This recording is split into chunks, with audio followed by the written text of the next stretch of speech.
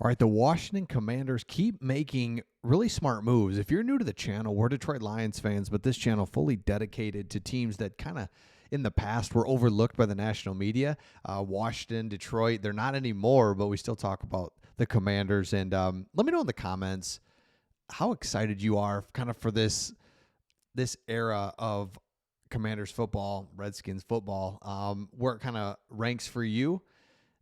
Have you ever been this excited? You got to be so excited. So here we go. Let's take a look at it. Let me know in the comments.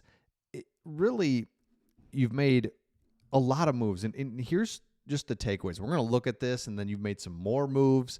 Just recently made some more moves that I think are really good. But let's just look where you're at so far, kind of 1 week in. And one of the things I love is you're taking big swings because you've got the rookie quarterback on the rookie deal. Let's do stuff. Let's just do it. And maybe it works, maybe it doesn't, but let's take some big swings. So just real quick, won't go through all these, but players re-signed.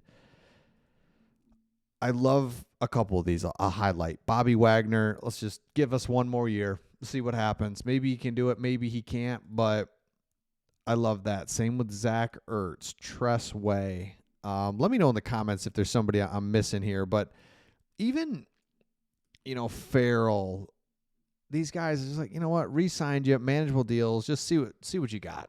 And maybe it works, maybe it doesn't. Maybe you're not as good as you were last year, Bobby Wagner, but we're going to go for it anyway. Players not returning, I mean, there's a couple in here that's like, get out of here, see ya.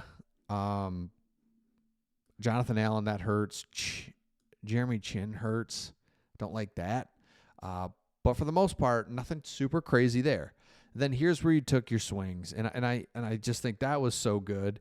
And then the new free agents that were signed, we're gonna highlight a couple of these guys that are somewhat new, but the Debo one is perfect. And again, a lot's been made about it, but I'll just touch on it really quick. Why it's so good is because of the type of offense that you run, the type of quarterback that you have, the provenness of your offensive coordinator to fit his scheme to your personnel.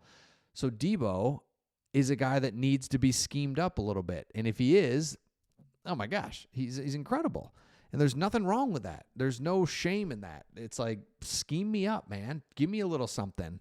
Give me, I'll go in the backfield. I'll be an H-back. I'll go in motion. I'll be in the slot. I'll be outside. I'll run reverses. I'll be a running back.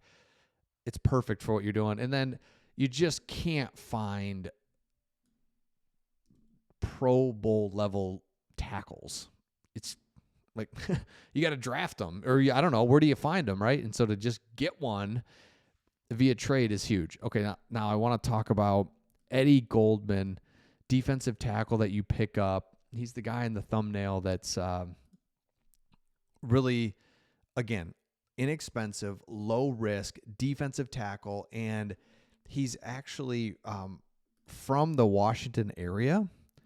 And so what's cool about that for me is I know it's not the end. It's not the biggest thing. And, guys, whatever, they're not like trying to find deals to go back home. But think if you're kind of at the end of your career, he's 31 years old and has a chance to go back to where he grew up is big. And I think it gives you kind of a shot of adrenaline. And it says it means a lot. It's very exciting. It's very surreal. But my thing, I don't try to get too high on that. Just kind of keep a level and just go out and play, see how it goes. So Goldman's specialty is run defense. Maybe not filling up the stat sheet with tackles for losses, stops, but being a massive human being is good at staying that way no matter how offenses try to minimize him. The team seemed tight-knit group, and to be part of that special, you can't find that in a lot of organizations. So here's my point. To get a low, inexpensive, big body, veteran defensive tackle that played all 17 games last year, it's hard to find that in free agency. Free agency is usually guys that are overpaid, expensive, didn't do that, injury prone, he's not, and older. He is older, but he's coming home, change of scenery, might be really good for him. So I love that move. I think it was smart. It was manageable. And that's the thing about these Commanders. They've done a mix of really aggressive things with the trades. They've done some real just economical things with some of their re-signings and with some of their new players. So I think it was a good mix, and it was something that they had to do. If you're a Commanders fan and you didn't do anything or did minimal this offseason, it'd be like, shoot, we don't get it. Our front office, our leadership, they don't get what we're doing here. But they do get it. And they do get that there's a 2-3 year window here where you're not paying your quarterback. So let's just get weird. Take swings. I don't know. Maybe they never work. But if they do, holy smokes, it's going to be awesome. So let's take a look. And this is kind of where it comes back around to. And we keep looking at this. And if you've watched our channel, you might be like, are we talking about this again? It's like, yeah, I think we're going to, because it's that important, is here are your draft picks this year. The 3rd and the 5th are gone due to your trades. So you can't get too upset about it. It's like, all right, 3rd round pick there, pretend that you drafted Tunsil. 5th round pick, pretend you drafted Debo. So you got better. You simply did. And this is where I really, I don't know that I struggle. I struggle with people that are like, man, don't trade picks. It's like, well, literally think about it. You have a pick or an actual player. And so right now, the Houston Texans have a pick, this on paper pick where you have the actual player that will play tackle for you. The Niners have a pick. Of course, they're going to pick somebody, but I'm just saying, just from a like practical what we're talking about, and you have the wide receiver, the weapon. It reminds me of going to the casino where you give them the cash and they hand you the chips. They're like, all right, let's go. I got chips. You got, but they are holding your cash.